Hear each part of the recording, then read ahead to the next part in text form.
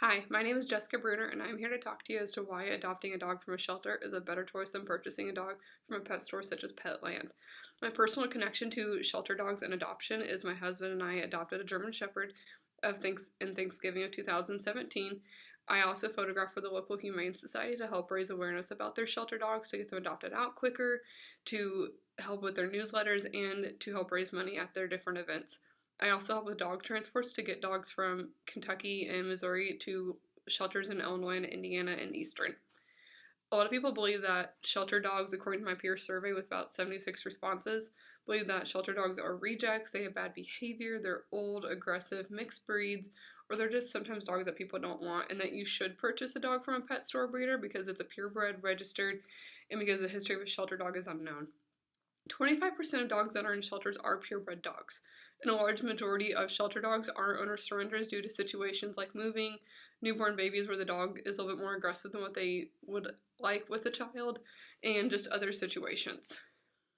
A lot of people also said that it was too expensive or too difficult to adopt shelter dogs, and there are a lot of rules when it comes to shelters and rescues, but they have those rules in place to make sure that the dog is suitable for your family and that you are getting the right dog for you.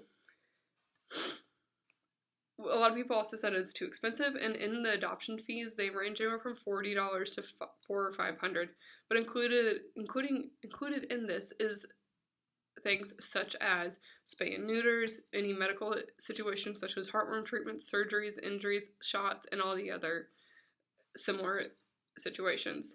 A lot of people believe that pet stores, you're getting a safe dog because they put the words USDA certified facility, and a lot of people don't understand what that really means. The majority of USDA commercial breeding facilities are in fact puppy mills.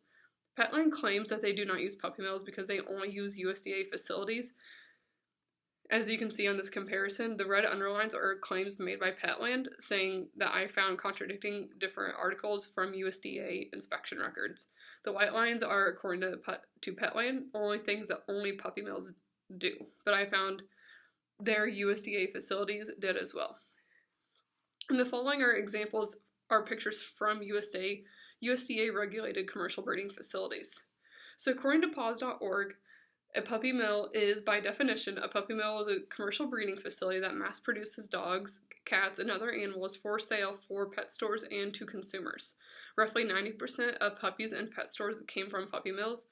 11 facts about puppy mills say that it is estimated to be around 10,000 puppy mills in the United States, and fewer than 3,000 of these are regulated by the USDA. And in most states, puppy mills are actually legal. And every year, on average, over 2 million puppies are sold in the United States from puppy mills, but yet 3 million dogs are put down in shelters every single year. Petland states that their animals are only from USDA licensed breeders, therefore all dogs are well taken care of and healthy, but a breeder can, according to USDA's website, violate multiple times on multiple regulations and not be labeled as a repeat offender until they are given a final opportunity to fix the situation. And this can even include where animals are dying or suffering, and in one report I read where they resort to cannibalism to stay alive.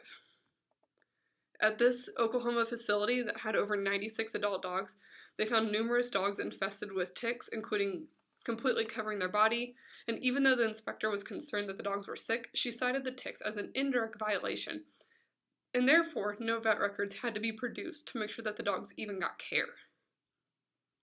And in this picture, there was no violation recorded for the abundance of feces and dirty environment, according to hardened USDA inspections of problematic dealers. I also found numerous other injuries in USDA facilities, according to the Horrible 100 2018 PDF that the ASPCA puts together.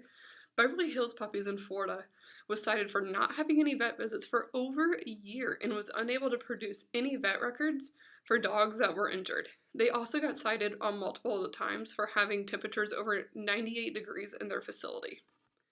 In Indiana, which is pretty close to me, a USDA breeder was also cited with an Animal Welfare Act violation, which the Petland states that they don't have any issues with, due to a puppy dying because it was put into a kennel that was with another dog that was too old.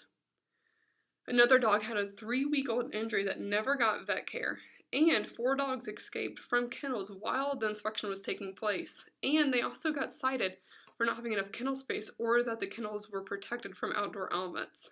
But yet this facility still got their certification. Terre Haute, Indiana has a Petland, and this is what really spiked my interest for persuasive speech. The Humane Society of 2008 put on a Petland investigation that tied the Terre Haute, Indiana store to a massive Missouri puppy broker called the Hunt Corporation and Lambrier Incorporated. Hunt Corporation claims to follow, and Petland as well, claims to follow AKC guidelines. But AKC has no health standards except minimum breeding age of 8 months old, and they make no claims on health, show quality, or how a puppy was raised. So those AKC standards don't mean hardly anything besides the dog is registered.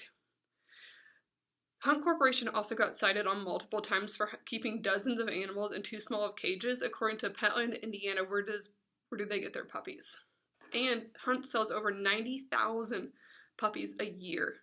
So what can you do to help stop puppy mills? You can support your local shelters through donations, supporting, adopting, fostering, volunteering, and any other means that they may need. You can also find a reputable breeder in your area for dogs if you don't want to adopt. Ask for references from individuals about this person and vet references. Seek the facilities where the dogs are raised, and that will give you a good idea on the quality. And be an activist and a voice for animals and stand up against those who support puppy mills. As you can see in this final picture, this dog was pulled from a puppy mill in Oklahoma, and now he lives happily ever after with us.